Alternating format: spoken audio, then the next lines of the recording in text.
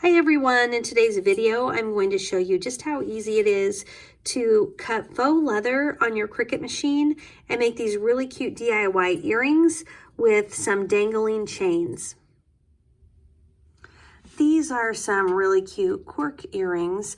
On these I did decide to cut two for each earring, and I did glue those back to back using that heat and bond. I'll link up to that below. I'll link up to all of these materials below. In my YouTube post, it might be like to the Etsy shop, but if you click the link in my YouTube comments, that takes you to my webpage where like all my detailed instructions and photos are. For each pair of earrings, I will link to the actual item, whether that's on Etsy or on Amazon, wherever I got it, I'll link to where I got the material just to help out better. And even like my chain, I'll link to the chains as well.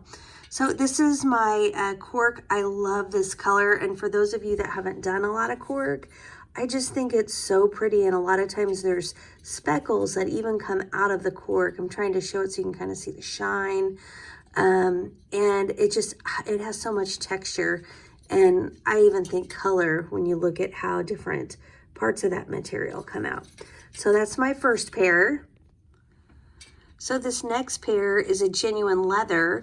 You can see on the back, it's just the super soft leather. So I did not put another earring back to this one because I just think that's so pretty, even on the back.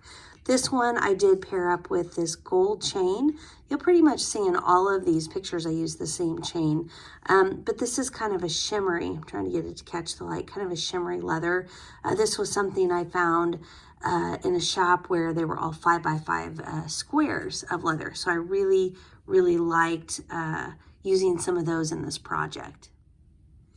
I think this pair turned out really cute. This is a faux leather pair, and because it's faux leather, the back of that material, I just really didn't love the way it looks. So I went ahead and I cut out a second set of the faux leather, and I just glued those back to back using the heat and bond.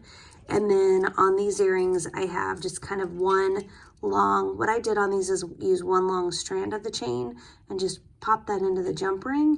And so I have kind of a double hang of my chain. Okay, this is a really cute pair. I love how these turned out because these are also a leather material. You can see here it's this really pretty kind of dark brown coffee color leather. I actually decided to hang my gold chains on the suede side. I wish you could feel this. It is so soft. So I'm hanging my chains here because I really like the suede look. But you know how these earrings, when they hang like this turn, these are going to be pretty no matter which way they show. And so again, this is a material that I got on a shop where they had those smaller cube size pieces of leather. And so I'll link up to that as well. The background isn't too great for these because it really blends right into the color of this pot. But I love the streaks in this cork. This is a cork material, and you can see the gold flecks kind of shimmer through the cork area. I just think the colors are so fun, and they go with so many different things. I did glue these just like I do typically with my cork, not always, but typically I do cut double pieces and then I just glue those back to back. Either using like Crafter's Pick glue or heat and bond. I'll link to both of those things. These I did heat and bond. That's what I've been doing more of lately just because it's so super fast and easy to do that.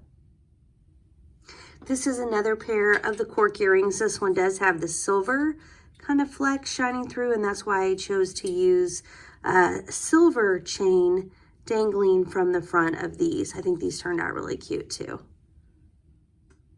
And before I show you my last pair related to this project, I did want to show you this earring. It's another project I've done. And when I did these in this style, I, for most of them, used 2 chains on the earring. And so I just wanted to compare that because everything I've shown you, and you'll see again on the very last earring, that I only have 1 chain kind of doubled over, but you can really add as many chains, or I've even done earrings where I only have single lines of chain hanging down from my earring. So I just wanted to point that out because I know in my video today, I'm very much sticking to the same kind of or quantity or whatever of chain, just doing the one piece doubled over. So I just wanted to show you that as well. And for my last pair, I just wanted to show you these. I think these are so pretty. This is a leather, try to get it close. It's just got these great silver metallic specks. If you turn it over, you could actually use this leather on either side because it's this really great black leather. I chose to do this. Now, some people have asked me, could you do them reversed? Well, it's easy to reverse this chain to be on the other side. I just would need to move my hook to reverse it. Otherwise, they're always going to flip over. I just have it positioned to show on this side. This is also a leather I got at a shop with the little squares. And I love those because then you can just make a few earrings and move on to the next pattern because I don't want all my earrings to kind of have the same look. So anyway, like I said, I will link to all of these earrings that I showed you below, but now I'm actually going to jump in and show you how I made them. Okay, so I've got an open canvas here in Cricut Design Space. The earrings I'm going to make are actually going to be made with this Hobby Lobby faux leather. So I showed you a lot of different earrings that I've made previously with the chain hanging, the dangling chain, and I thought this would be kind of fun because I didn't do any yet for my video with Hobby Lobby faux leather, and I know a lot of you are still using it, learning to use it, and liking to use it, so I thought this would be a fun one to actually do for my video, the how-to part of my video. So I am in a blank Cricut Design Space project, and I'm going to go ahead and add my earring to the mat. Now you could add any shape that you wanted. I'm going to come over here to the left to images. I'm going to click on images and just scroll through some of the images that I have already uploaded. So if I come down here to ownership, I click on the plus, and then I want to say only show me what I've already uploaded. And then I'm just going to scroll down to find my earring. You can do dangling chains on anything. I have so many different dangling chain earring projects that I've done. I'm going to try to space them out as far as posting them because I don't want to do so many chains all in a row. But I've done a lot of teardrops. I've done layers. Layers are fun. You can still do multiple earrings and have chains hanging from the front. You can do different shapes like a triangle in front of a circle and then have chains in front of that. And that's really cute as well. Today for the video, I'm just going to do a single shape. This is the image I'm going to use. This is the upload file. So you can tell when you've selected it because you have a green in front. If you start to get to where you have a lot of earring files and you don't know which one you want, it's kind of better just to go ahead and, you know, collect multiple files while you're in here. It will let you select as many as you want and bring those to the canvas, and then you can just delete the ones you don't want. I already know this is the one I'm using today, so I'm only selecting that file, and then I'm going to click on the insert image button in the lower right hand corner. I'm realizing my Cricut Easy Press might be in front of my mat, so I'm going to just move that down to the floor there. Sorry about that. Okay, this project comes in, I'll link to this project file, but it does come in with lots of different shapes. Each row is a different shape, and it's made to be a tiered earring, right? So you could do 3 sizes of this or 3 sizes of that. Anytime you bring these files in and they come in with a lot of images, sometimes when you buy the file, that's how they are. You kind of want to get rid of the ones on the mat you're not going to use. And so to do that, you come over and you click on the, first you have to have it highlighted. The image is highlighted. You can see that by the blue box around it. I did that by clicking on it. Click on the ungroup button in the upper right hand corner. And now once you do that, it lets me work with these files individually. So I can click each one and I can delete them. Or if you'd rather do more than one at a time, I'm just going to scroll down. I also am not using this bottom row, so I could continue to click them one at a time or delete them. Or I can hold my left click down, and while that's being held down, I can just pull that, that box that you see across to everything I want deleted. I don't have to go all the way open. I just have to cover some portion of those ones I want to include. And by the way, my left click is still being held down. Once I get it to where I want, then I let go of my left click. It selects everything that was being touched by that blue box. And now I can delete all of those at the same time, okay? So now here I am with 3. I am doing a single layer earring. I typically, when I do that, will just pick the middle size. So I'm leaving the middle one. And I do want to change the size. If you notice, it's 2.89. That's a little big for me. I do want to make it just a little more narrow too. So I don't necessarily want these height and width dimensions to remain proportionate. By proportion, I mean as it grows in length, it grows in width, just like you see happening right here. And those proportions stay the same. If you want to change those and not stay in proportion, you need to unlock. And you can either do that right here by clicking on the padlock, or you can do that up here in between the width and the height field, and you can do the padlock.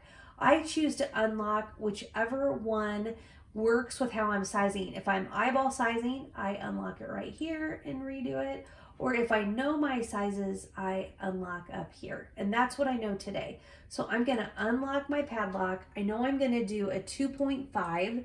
It's a good height, especially when I have dangling chains. I like to have the height just a little bit longer. If you watch a lot of my videos, you know two is kind of a magic number for me.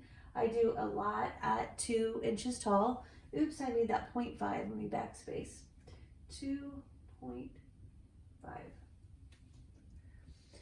And then I do want it to be, oh, that actually looks pretty good. That's actually about where I want it. I'm going to leave that. I was going to make it about 1.4. I think that's perfect. 1 point, whatever that was, 8.4.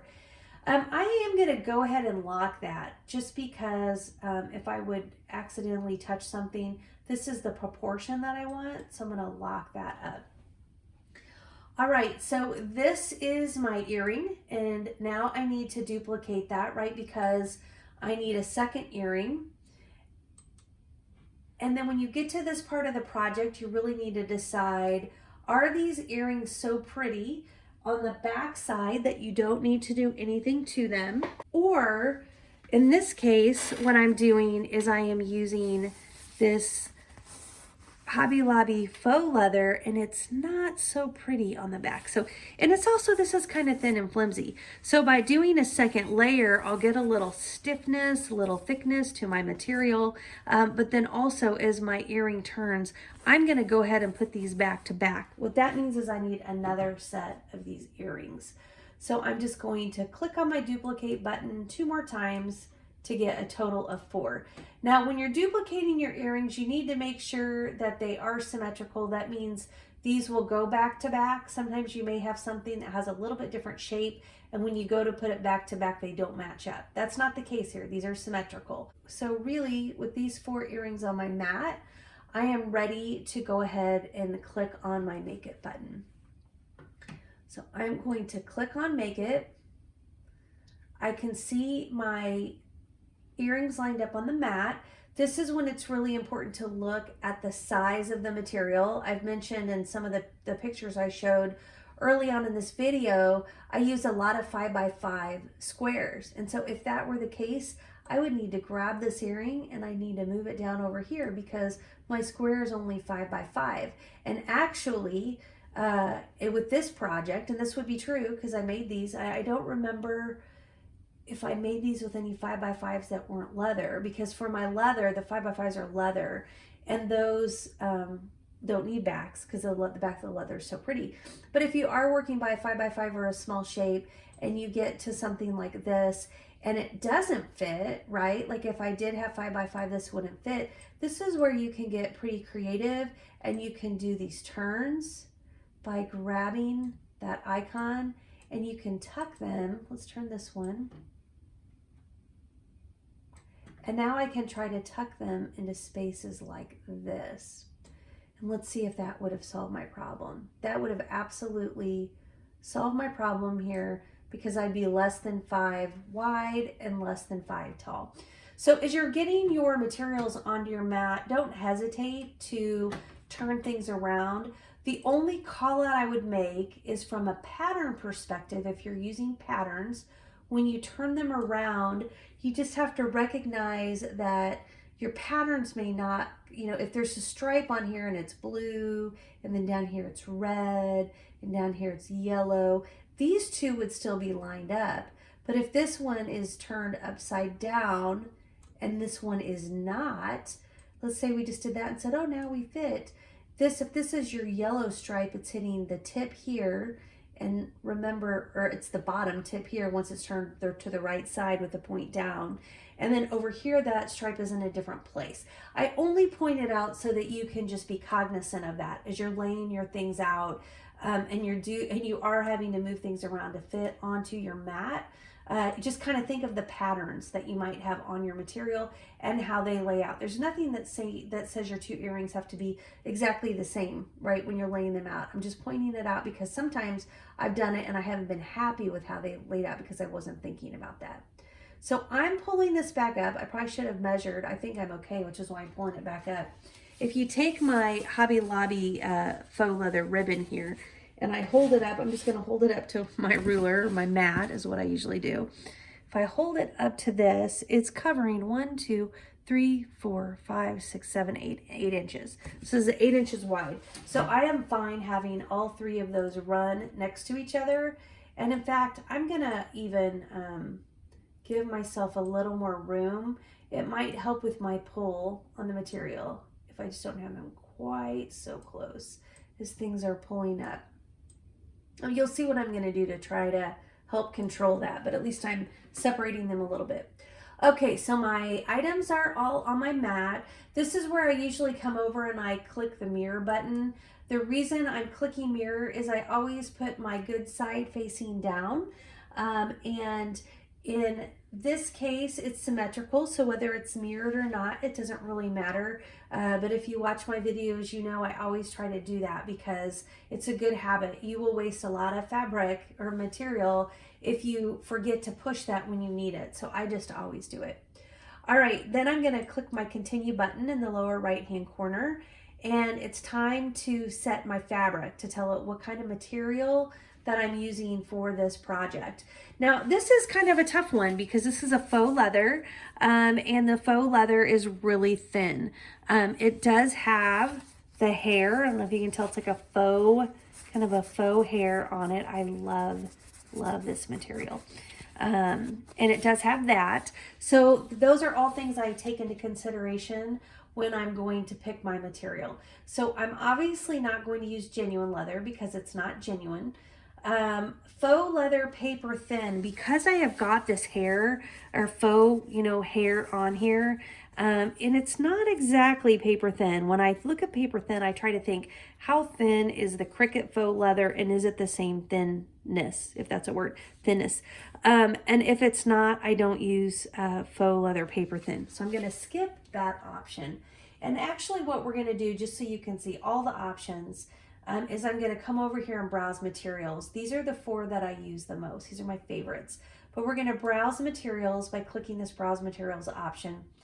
You can just scroll this to get there. When I'm on my Maker, there are a ton of options. There's so many more options of settings on the Maker. I used to always scroll this on my Cricut Air because it was just so easy. And now I do tend to search at the top or use the drop-down menu. But here are all of my leather options. We already talked about the faux leather paper thin. It's not suede, I'm not going to do that. It's not garment leather. If you're using a Cricut Air, you don't even have these as options. Genuine leather, we talked about that. Metallic leather is even thicker than genuine leather, so we're not using that. And if you're on a Cricut Cricut Explore Air or Cricut Explore Air 2, you don't even have these bottom options really. So the only options we pretty much have left is the shimmered leather option. Now it is a 1mm, which I think is a little bit thicker than this material. What that means is we're probably going to leave lines on our mat, right? The blade is probably going to go deeper than this and have lines. Now, the only thing that might keep that from happening is we are going to use heat and bond today on our material, and that does add thickness. That's how we're going to adhere the two sides together. And this is hard to cut, and so that's going to help us get cut through this material. All right, so when you select your material, you see the green check mark, and once you have that, go ahead and click on the Done button. And then this is an opportunity that I have on my maker to say if I want more or less pressure. I'm just going to leave this on the default because I already think that 1 mm is pretty deep for me. I don't think I'm going to need more pressure. It's not like it's a really hard material. The faux fur could be questionable. And so right now we're going to leave it on default. I'll show you how important it is not to eject before you check, because we may have to run it through again, in which case we may give it a little bit more pressure, right? So with the shimmered leather option, we're using our regular fine tip blade. We do not need to change to the deep cut blade, which is great. And really, with all of that said, we're ready to load our mat. So let's take just a minute and talk about what we're going to do before we load our mat to get this faux leather ready and to get it onto the mat in a way that's going to keep my mat clean and also help hold my material down to my mat. Today I'm going to be using Heat and Bond. This is something that comes in this package. It was folded into the package. What I'm actually using today, same stuff, but I'm using it on a big roll. You can find this at a lot of places. I'm going to link up to this below. There are many different kinds, so I'll link to the one that I use when I'm using it for my faux leather and my leather earring projects. But the first thing that you need to do is you need to decide how big the fabric is that you're going to use, and then you need to cut your Heat and Bond to the same size of that fabric. So I'm going to do that now. Okay, so I've cut my material. Remember, I told you it was about 8 inches wide. I didn't mess with the width, but I did cut it about 3 inches tall. You know, remember my earrings are 2.5 inches. And then what I like to do is turn it upside down because that's how it's going onto my fabric. And then I always place my Heat and Bond in the upper left-hand corner because that's how my material is going to cut on my mat, because they start cutting in the upper right-hand corner, and I really want to make sure that I have glue in that spot. So what I'll typically have is a little bit of space towards the bottom that doesn't have the Heat and Bond, and typically a little bit of space over on the right. And even as I look at how this is lining up, it's coming off just a teeny tiny tad bit. I don't really like for it to be coming off because there is adhesive on the back of this, and I just don't want extra adhesive floating off of my fabric, just because when it gets hot it gets sticky. Okay, so I've got this cut. Now when you look at, you can see how I'm kind of lining that up. When you look at your Heat and Bond, what you'll notice, I'm trying to get some light to it so you can see, one side kind of has this texture, shiny kind of looking texture. The other side is just matte, kind of looks like wax paper. There's nothing really on it. You can feel it, it's smooth. You want to take your texture side and you want to put it onto your, I'm trying to find my straightest edge. I can't even tell where I cut this with my leather scissors. By the way, if you're trying to cut these with regular scissors, you will find it's very difficult. I do a lot of earrings, so I bought some leather scissors. I'll link up to these, this exact pair I got on Amazon. So I'll link up to this exact pair. These are my lifesaver. I use them not only for genuine leather, it cuts like butter, but also I first pulled out these scissors to cut this, and I'm like, oh dang it, like it just will not cut. So I grabbed my leather scissors. So if you feel like you're experiencing that a lot, you might want to consider getting some genuine leather scissors. All right, so I'm going to take this and put my my textury side down onto my material like so. And like I said, I'm lining mine up so it's all the way to my left, because you know my shapes are going to start cutting here, and I do want adhesive on my full shape. So I'm really wanting to get it all the way to the left, and I'm really wanting to get it all the way to the top, because I also know that it will be on my top. And I don't think you can tell, but it's kind of hanging off a little over here. I'm going to cut that before I stick that into my machine, because I just don't like that. I'm also noticing that, I've got my mat on here, so it's hanging off my mat, and I don't want it hanging off my mat when I'm putting my Easy Press on. All right, now I have my Cricut Mini Easy Press, not mini, I do have one, but that's not this. I do have my Cricut Easy Press. It's not big enough to cover the whole thing, so I'm gonna have to take 2 stabs at it. I've already heated it up, so I'm just going to put it down. I can push my Cricut button, although I really should reset my timer. I'm just gonna watch it because I know I only need it on my Heat and Bond for about 10 seconds for it to apply. And then I'm just gonna lift it and I'm gonna move it over to my other half and put it over here. If you don't have a Cricut Easy Press, I have to tell you, I love my Cricut Easy Press. I use it all the time. One of the things I love is it has this really great stand. And so I can just actually have it, this is my computer, I can have it right here. And my table, my wood table is right here, and I just don't need to worry because when I'm done using it, I just put it right on this nice stand. And everything's okay. Now, one thing that is super awesomely safe, but sometimes super awesomely annoying, is after you don't use it for so long, it turns off. I love that for safety reasons. You may have to keep, you know, if you're doing projects like I'm doing, I'll have to come over and keep kind of pressing it to keep it on after extended periods of time. The awesome thing though, is it heats up so fast. You can turn it on in like, I don't know, maybe 30 seconds, it's ready to go. So I shouldn't act like it's that big of a deal. Now today I put my heat and go on this whole piece. I have to point out, just that no one's pointed it out to me yet, but I just want people to know I realize when we do this, you would really only need this material on one side of your earring, right? Because it's like you're having glue on it, and then you could put the other side without glue and they would glue together. So I have it on both sides, so it's like putting glue on both sides and putting it together. That's just what I do. I know it takes up more material. I probably should think about that more. It's just this stuff's pretty cheap. And I think that this heat and go really helps me get through my Cricut machine on some of my more difficult leathers. You've probably seen me before. I used to use heat transfer vinyl a lot, and that really helped these thin materials stay down, and it gave them thickness as well. It gave them a little bit of weight. I've kind of veered away from that because this heat and go kind of does that same thing. It gives me the weight, it gives me the texture to get my cut, but then also it has my adhesive, and it's just not messy to get my earrings glued together, and it's super fast to dry. So I love that too. All right, so now we have got this ready. It's time. I'm gonna move my Cricut Easy Press mat out of the way. I might just even stick it under my Cricut Easy Press for right now. Now I need to get my mat ready to cut this, right? So here's my green mat. I just want to show you, it's kind of icky. Yeah, mats can be expensive, and I have a lot of them. And so I've learned, what I want to do is start a new mat and just show how long it stays looking good. But I have a gazillion old mats, and so I'm showing you how I use those. So I'm going to use this old mat. And especially when I'm working with Hobby Lobby faux leather, that's sometimes challenging. I really want to make sure I've got a really good hold onto my mat. And so what you can do to get a good hold on your mat is you can use like a strong grip transfer paper. Now, the reason I also like to use transfer papers on my mats is because it keeps my mats clean. If I had done this all along, I wouldn't have all this big mess.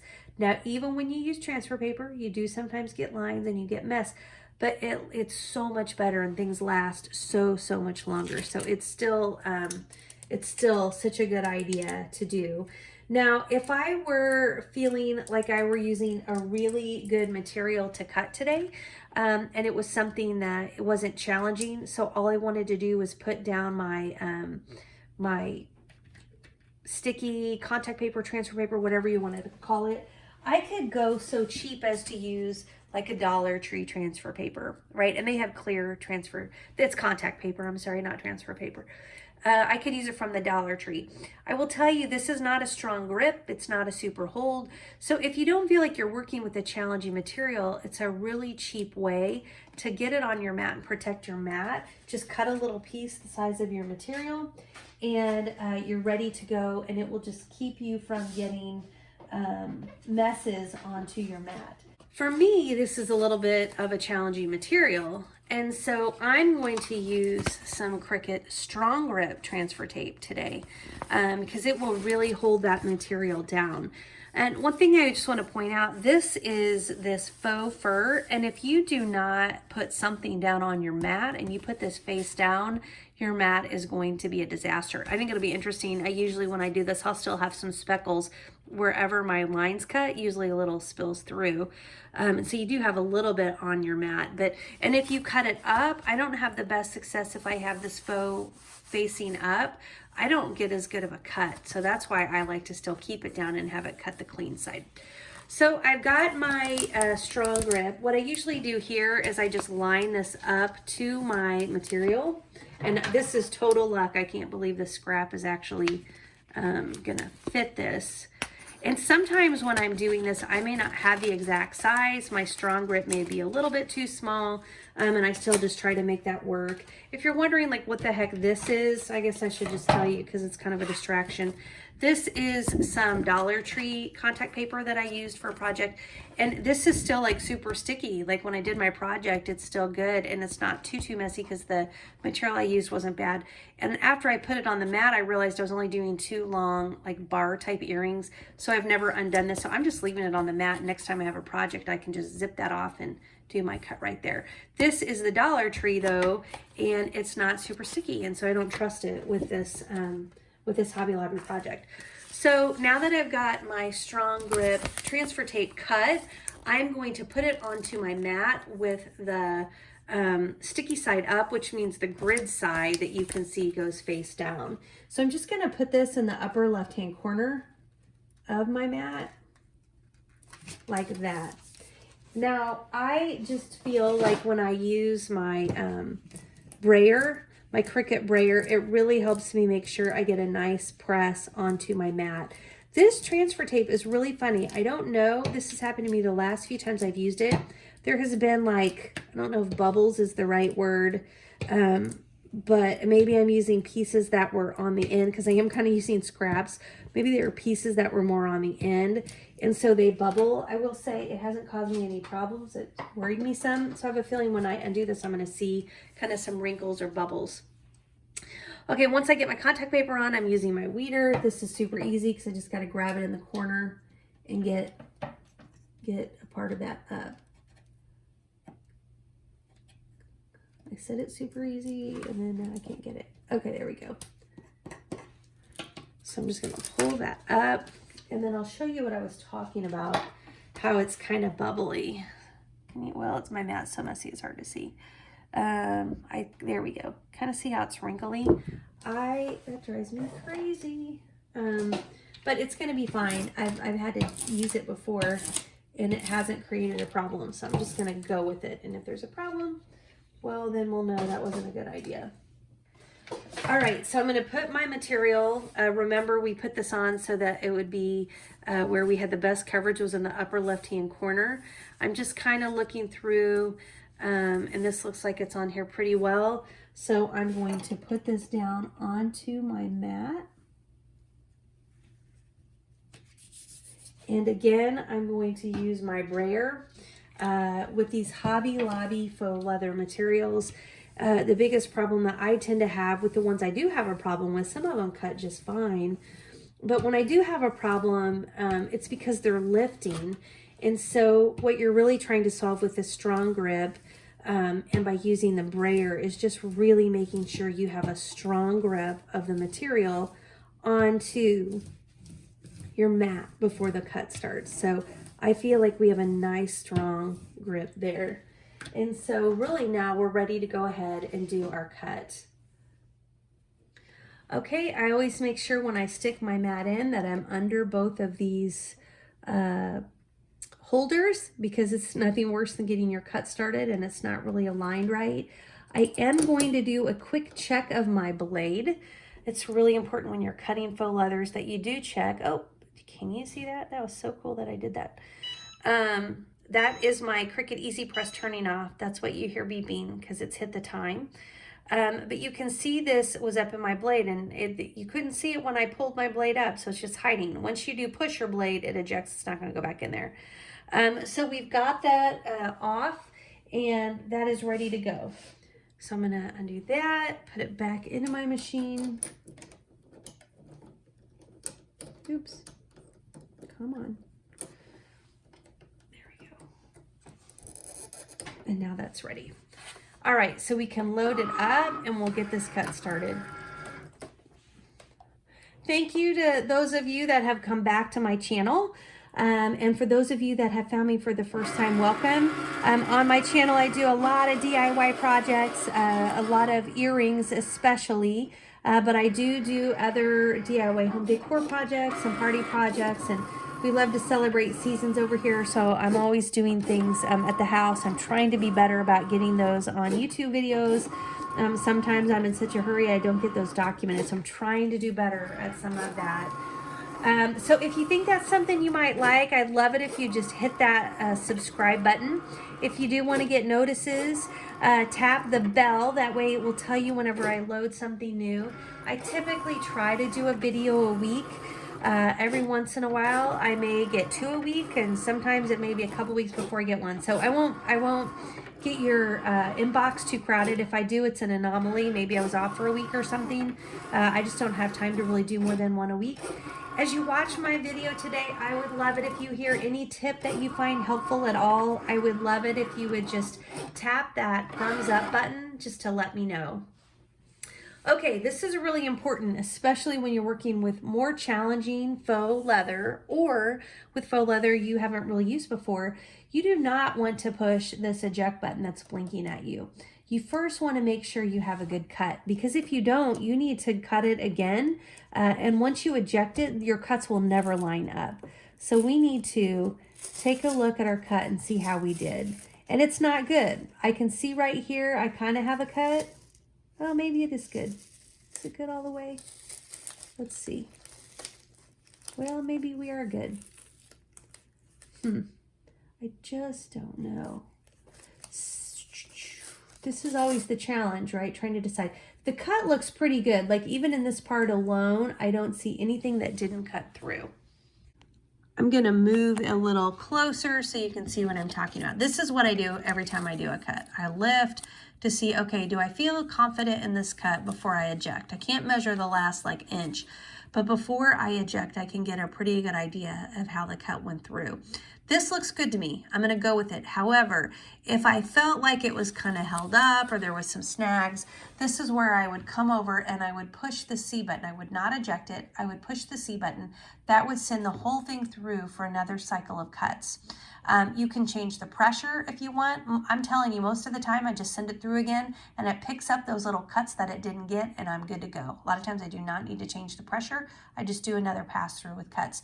It doesn't just cut it one time, it does a whole other pass. So if it was a 2 cutter, it cuts 2 more times, or if it was a 3 cut setting, it'll cut 3 more times. You can't only do 1 or 2, although you could stop it when you wanted it to stop. But it will send it back through the full cycle again. So we're gonna go ahead. This looks like these are good cuts. I'm actually really excited because I have a feeling I'm gonna be really happy with these earrings. Yes, look how nicely that cut. Now, if you've done this faux leather before, there's a likelihood that you have run into some snafus. I've tried to use it for different things, and if I don't do something on my back to get it a little stiffer, I run into some of that. I do want to show you as you lift, I don't know if you can see, as you lift your earrings off, if you weren't to have the contact paper down, you would really have a big mess on your mat. I mean, I don't know if you can see just all those metallic fuzzies. Can you see all those? That would all be on your mat. That is now not on my mat. That is on my contact paper. And so it just is going to make, I can rip this up. Now remember, my mat was already ugly. I'm just trying to protect whatever stick I have left, because the stick will hold my contact paper. Now, I showed you the Dollar Tree transfer tape. You can also just use standard grip Cricut. I just chose to use this strong grip because this has been kind of a challenging material for me. Okay, these are just going to be so dang cute. Now, what I need to do next is I need to remove these backings, right? This was the backing that was on my heat and bond. So I'm removing these, and I don't think you can really tell, but now what's on the back of these earrings is adhesive. It's a really thin layer of adhesive, and we are going to use our heat and press. Going to have to heat that back up, and we're going to have to use our heat and press, and we're going to put these together to make our earrings. Okay, so the first thing we need to do is we need to line these earrings up back to back. This is where you do want to be a perfectionist because you don't want the earrings showing, like you don't want one side hanging off over the other. The great thing about the fur, the faux fur, is that it does kind of help hide. If you have a teeny tiny little bit of variance, it does kind of help hide that. All right, so I have those lined up. I like to put parchment paper down. I actually do this even when I'm not working with heat and go or heat and bond. But the thing is you might have adhesive spill over, and I never want adhesive on my easy press mat. And then I always put a piece of parchment paper on top because I never like to put my easy press right on top of my material. So I put that down. I'm going to start my timer. Again, it does not take long for the heat and go to set, and so, or heat and bond, I keep calling it heat and go. So I'm just kind of watching for about 10 seconds. And that's plenty of time. It's really hot, so when I get it off, I just kind of like to scoot it off so that I don't burn myself. And then I get my second set ready.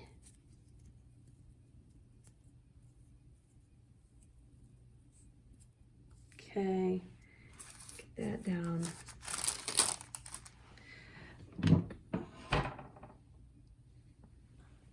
And we go 10 more seconds. So you can see here, it's so cute when this is gonna hang and it turns, it's a double-sided earring. It's gonna look good on either side.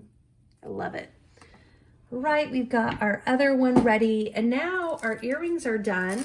And now it's really time to have fun and to get the jewelry component put together and to get our dangling chains hanging down in the front of our earrings. Okay, I've gathered everything I need to make the chains and to get our earring findings like hooks and so forth attached to this earring. So let me kind of go through all the different components I have here. One, we're going to need to punch holes in this earring unless your earring already has a hole. And so I have two different punches that I want to show you. I've got one that is a little bit bigger holes. This is a genuine leather puncher. I'll link up to a similar one below. And then I've got this other one that is a smaller puncher. It's always my preference to have the smallest hole possible. And I got this one actually on Amazon, so I'll link up to the exact one below on this. So this is going to be the first thing I'm going to do is I'm going to get my holes punched. And so to do that, I just need to find my way with my leather puncher to the very tip top. I'm not punching the tip top. I'm just finding my way there. And then I'm going to come down from there. And I need to make sure I'm leaving enough room that it's not going to break, right? I don't want there to be too much pull to where it rips open, but I just don't want it to be too high. Now I could line these up one on top of the other to make sure that I'm doing my punch in the exact same place, but I already know I'm starting at the tip top and then I'm just working my way down to the closest part to the top that I think I'm not actually going to poke a hole through. Okay, so I don't actually a lot of times put them on top of each other. Now I do if the precision is more important, then you'll see me do more of that. So I've now got these punched with a leather puncher. And now I'm going to start putting some different pieces together in my earrings. Okay, so the hooks we're going to use today are these basic fish hook earrings. And to use these, we're going to be using the fish hook earring along with some jump rings. So I'll show you a little bit about those. This is actually a kit that I got on Amazon. I'll link up to that. It was one of the first purchases I made back when I started doing earrings. And it comes with a pair of pliers. I have to be honest, I'm pretty sure it's these. I'm pretty sure these are the ones. One of these two came with it. It comes with a pair of pliers that you can use for your jewelry making, and it comes with a jump ring tool. These are, if you do not have your pliers and your jump ring tool, this is an awesome kit because it comes with both of those things. It comes with lots of hooks, lots of jump rings. It even comes with faux leather, sheets of faux leather. It's a really great starter kit. It's a super good price. So I'll link to that below. But I use it all the time. Now I have replenished, and it has, lots of holes. I have replenished. Actually, now that I think about it, let me think about this. This may not be the exact container because this may be a different, look in my drawers, sorry. The container, not that you really care. The container might be a little bit different. I think it might be a little deeper. And I've moved some of my stuff over so I have more, as I bought more stuff, I have more different boxes to put them in. Anyhow, still a great starter kit. So I've got my hooks. I'm going to need 2 of those hooks today. And then I'm also going to need to use jump rings. Now I want to show you the kit. I'm just going to pull my jump rings. I have jump rings in this kit, but I'm actually going to pull them out of here because I know that they match the color of my chain really well because this came in a kit together. So that's why I'm going to use these. This is a kit I got on Amazon, so I'll link to this below too. This kit goes really far. I have made a lot of earrings with this kit. Kind of depends on how much chain you're going to put on each of your earrings. I don't know why suddenly I can't get it open. What's the deal? There we go. It depends on how much chain you're putting on, you know, because obviously over time as you use it, it will disappear. But it's a lot of chain, basically, I guess is my main point. It does come with clasps. I have not used these. Like if you're doing bracelets or necklaces or whatever, you can have these clasps. I've been using it for earrings. And it comes with these jump rings. And so we're just going to actually use these jump rings because they're super shiny. Sometimes as you're mixing earring findings, you'll find different levels of shine and dullness or whatever, and it's fine. Probably no one notices that, but I always kind of like for my different pieces, my jump rings and my hooks to kind of line up as far as like level of shine to them, if they're silver or if they're gold or whatever. So I've gathered 2 hooks, and then I'm going to need 4 jump rings. So I'm going to go ahead and get those out. And what you'll see, I do have kind of a pretty methodical approach to how I do this. I'm putting these 2 over here in case I have a problem. Because it really helps put the whole thing together at the end. I don't put anything together until I've done these steps. So number 1, I want to get my earring chain cut to the right length. And first of all, there's probably a lot of ways to do this, and people probably have all kinds of better ways than I do. I'm just sharing with you how I do it. If you have better ways, that's super awesome. And I'm always trying to learn. So if I learn them, I'd be happy. I hold this up to my hole because I want to see how long it's gonna hang. I'm just doing a double hang. So I try to start, you know, I don't want it to come all the way to the bottom. So this is probably about where I'd want to cut this. And so I might go just a teeny tiny bit lower. So I put my fingernail kind of where I think I'm going to cut this wire. This is where I will tell you it gets a little tricky because these are really teeny tiny hook, or not hooks, but chain links or whatever. So I'm going to try to come in really close. So I grab one side of the chain. Try to see if you can see. This is just one, it's just a chain link, whatever. I grabbed one. I could have grabbed the one above it. I could have grabbed the one below it. There's no, just kind of grabbed one where I thought I was. I'm kind of moving my pliers because I want to get a tight hold so I can squeeze it. That's why you saw me kind of moving around. This, I just want this out of the way. I don't want this in my way because I need to get in and I need to grab this other side. I already grabbed one side. I need to grab this other side with my other plier. So I'm coming in right here and I'm grabbing with my other plier this other link.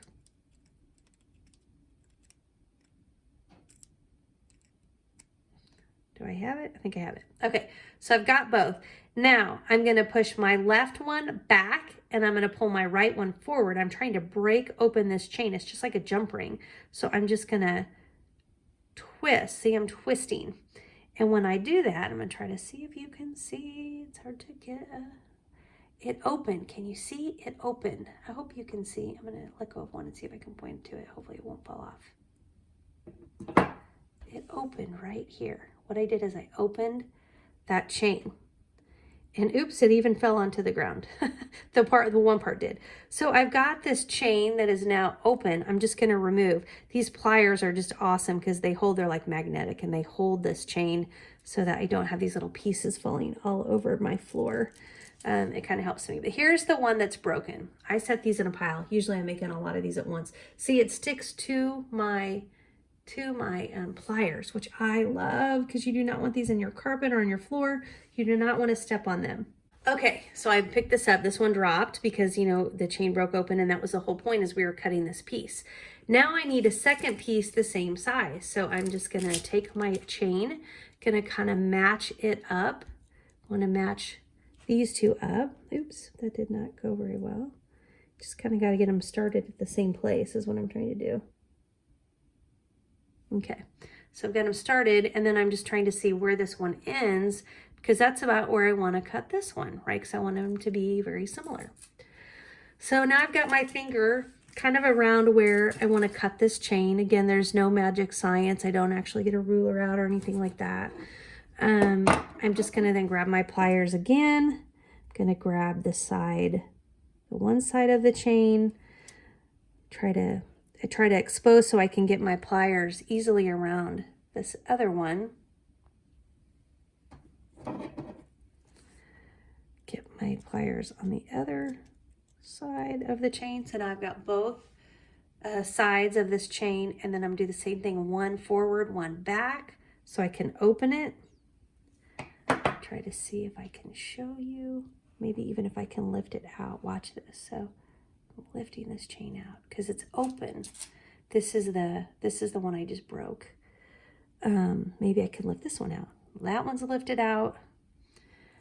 And then now I've got this. This is my piece that I broke open. Some people might close those up. I am not going to do that. I'm just going to throw that piece out. Because now when I take it out, the chain is good, right? I took out the piece I broke open, so I don't have to worry about bending anything back just right. It's just so tiny. And now I've got these great 2 chains that I'm going to use on both of my earrings. Oops, I want to put that back in frame. Okay. All right, so I have those ready. I still want to do one more thing before I start assembling. I do this every time I use hooks with jump rings. The first thing I want to do is I want to get 1 jump ring onto each of my hooks. No matter what earring I'm making, if I'm using jump rings, I'm using 2 because I want my earring to face to the front. If I only use 1, my earring is going to face to the side. That's just because of the way these hooks hang down. That's the direction of these hooks make it so that if you put a jump ring this way, the jump ring's that way, but your item on the jump ring will be facing sideways. So you've got to double them up. You've got to do 2, and then that way it turns the second hook turns it to position to face forward. Now I do this, so I always use 2, and I always start by putting 1 on each of my hooks. And so for those of you that haven't seen me use jump rings before, I find the crack of the jump ring and I face it up. And I hold with pliers tightly on one side. I get pretty much as close to the crack as I can. There's my crack. So I'm holding it with the side. You could use another pair of pliers just like I did with the chain. I like this jump ring tool way better. So this is what I'm always using when I'm working with jump rings. And I slide it into this crack, right? And I'm trying to get that to grab focus. Come on. Slide it into that crack, and then I pull forward. And when I pull forward, it opens that up. Notice I don't open left or right. I open front to back. And then I can just drop this hook in. It doesn't matter what direction it's facing. I'm not doing anything with it. I'm just putting the hook on. And then now I want to close it up. Now, when you're working with jump rings and hooks, you don't need to open this jump ring very much. Like I opened it more than I would just because I wanted you to see. But you really don't need to open the jump rings very much because all you're fitting onto the jump ring is the earring hook, and it's just not very big. When you're working with leather, sometimes you've got to open it wider because you're trying to fit the leather on there.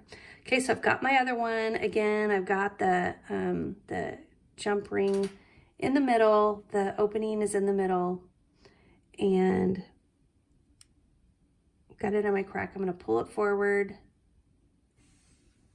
I'm going to put my hook on, and then I'm going to close it up. Oops. That light change was my computer just freezing up. It's funny, it brings a lot of light to my table. And I'm going to close that back up with my jump ring tool. Okay. All right, so I now have a hook on each of my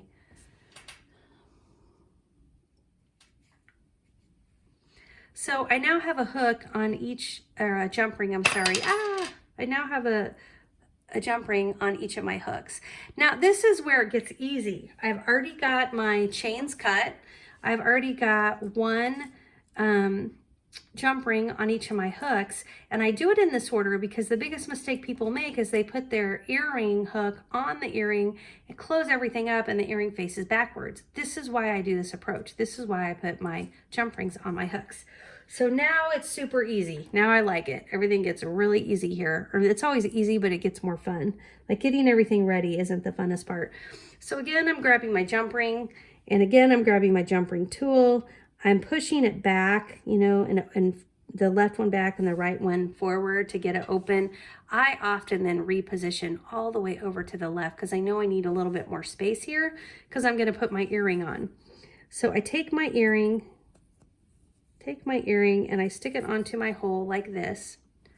Then I'm going to take my chain and I want to kind of fold it in half. It doesn't have to be exact. In fact, I think it looks a little better if it's not exact. If one side's a little longer than the other, I think that actually looks good. And I need to get this chain onto my jump ring. So if I can hold it, this is where it's good to be very flexible or nimble with your hands. I get it onto that jump ring and now it's hanging.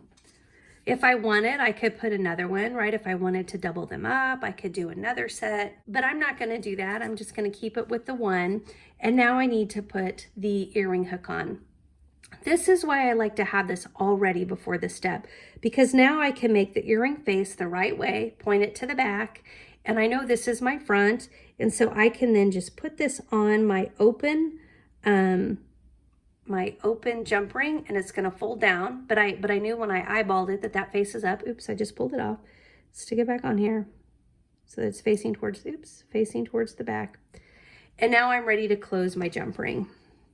Now remember, I grabbed this jump ring all the way on the very side to give me lots of room, and before I close it, I want to line my pliers back up to really cover this whole left side of the jump ring because I want this to close really nicely. I don't want funky bends on my jump ring, so I'm just kind of getting it repositioned on that side. Getting my jump ring tool back on the jump ring and pushing that jump ring back closed. And there you've got that Hobby Lobby faux leather earring with the chain. Oh my gosh, I just think this is super cute. Let's do the other one real quick. So remember we needed to open another jump ring. So I'm grabbing that with my right pliers. I'm using my, oops. What the heck? Where's the opening? It's there. I don't know why that wasn't wanting to open. Is it there? Sometimes I question my eyes.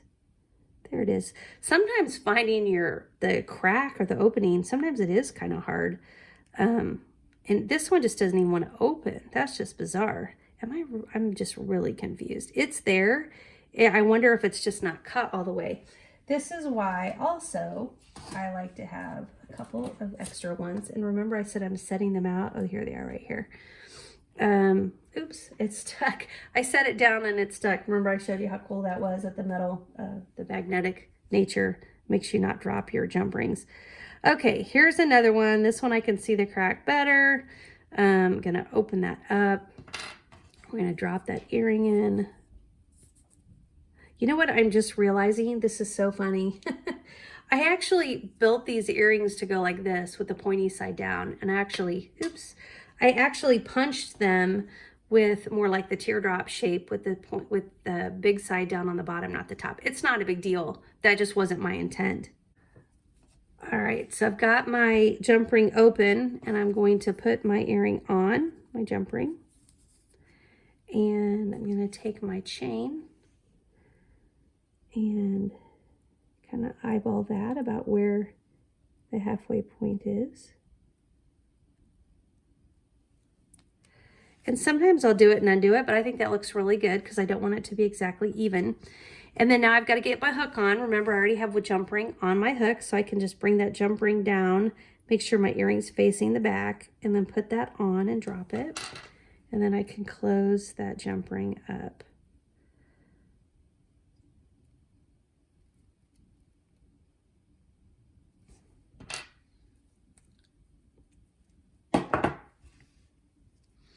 And there's that one. So these are really affordable. Those of you who haven't used the Hobby Lobby faux leather know, or if you have used it, you do know that this whole roll of ribbon is around $5 and they regularly have it half price at Hobby Lobby. So you can make a lot of these earrings on a roll, a 250 roll. And then of course the earring hooks and jump rings are really affordable as well. And then you just need to invest in a little bit of this chain. And like I said, it goes a really long way. So I'll link up to this as well in both the comments and in my YouTube video details below.